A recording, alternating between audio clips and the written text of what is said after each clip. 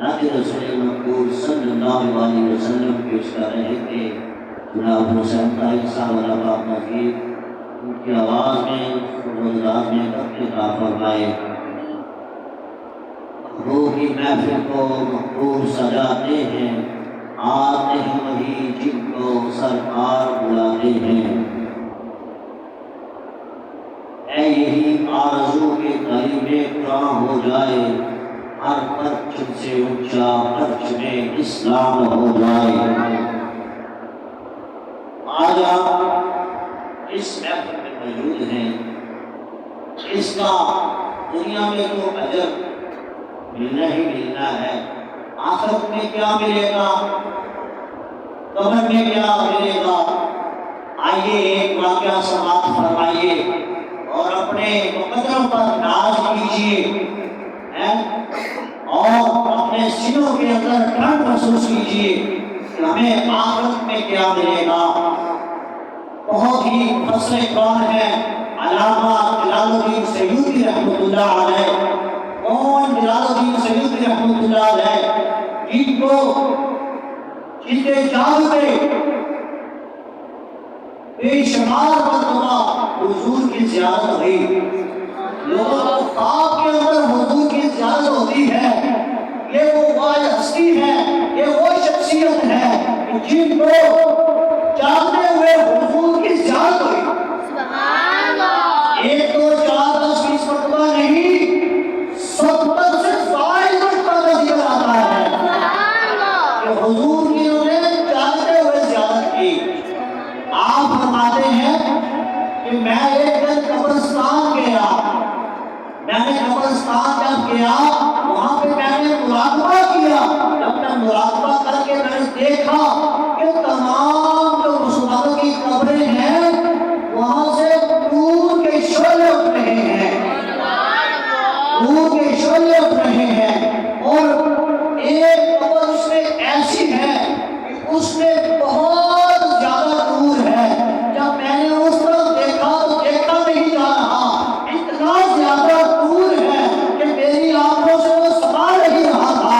میں نے پھر کیا کیا، میں اٹھا اس قبر والے کے پاس پہنچ گیا، اس قبر والے کے پاس گیا، وہاں پہ جا کے بیٹھ گیا اور میں نے مراقبہ کیا۔ اس قبر والے سے پوچھا کہ اے قبر والے، اے صاحب قبر، بتا باقی قبروں میں بھی نور کے شعلے اٹھ رہے ہیں پر تیری قبر میں زیادہ نور کیوں ہے، زیادہ نور کے شعلے کیوں اٹھ رہے ہیں؟ تو اس نے کہا کہ میرے ساتھ ایک عجیب واقعہ آیا ہے، ایک عجیب واقعہ پیش آیا ہے۔ تو آپ فرماتے ہیں میں نے پوچھا کہ اے صاحب قبر، اے قبر والے، بتا تو صحیح کون سا واقعہ ہے؟ تو اس قبر والے نے بتایا کہ جب میں فوت ہوا، جب مجھے قبر میں اتارا گیا، جب مجھے دفنا کے گھر والے واپس چلے گئے تو فرشتے آ گئے، سوال و جواب شروع ہوئے۔ انہوں نے پوچھا کہ میرا رب کون سا ہے؟ میں نے جواب دے دیا، اور اتنی دیر میں جب فرشتے آئے تو اللہ کے محبوب بھی تشریف لے آئے، اللہ کے محبوب بھی آ گئے۔ دوسرا سوال کیا کہ تیرا اسلام کیا ہے، تیرا دین کیا ہے؟ میں نے کہا کہ میرا جو دین ہے وہ اسلام ہے۔ جب انہوں نے تیسرا سوال کیا، ہم سب بھی جب قبر میں جائیں گے حضور کی زیارت نصیب ہوگی، اور ہم سب سے بھی یہی سوال ہوگا کہ دنیا کے اندر بتا اس ہستی کے متعلق تو کیا کہتا تھا، کیا کہا کرتا تھا؟ جب انہوں نے میرے سے پوچھا اس ہستی کے متعلق کیا کہہ رہا ہے، کیا کہتا تھا دنیا کے اندر، تو کہتے ہیں کہ میں خاموش رہا۔ انہوں نے پھر سوال کیا، میں خاموش رہا۔ انہوں نے پھر سوال کیا، میں خاموش رہا۔ جب انہوں نے چوتھی بار سوال کیا تو ساتھ والے فرشتے تھے جو جہنم والے فرشتے تھے، انہوں نے کہا یہ جواب نہیں دے رہا، چلو اس کو جہنم میں لے چلو، چلو اس کو جہنم میں لے کے چلتے ہیں۔ اس وقت نبی کریم صلی اللہ علیہ وسلم نے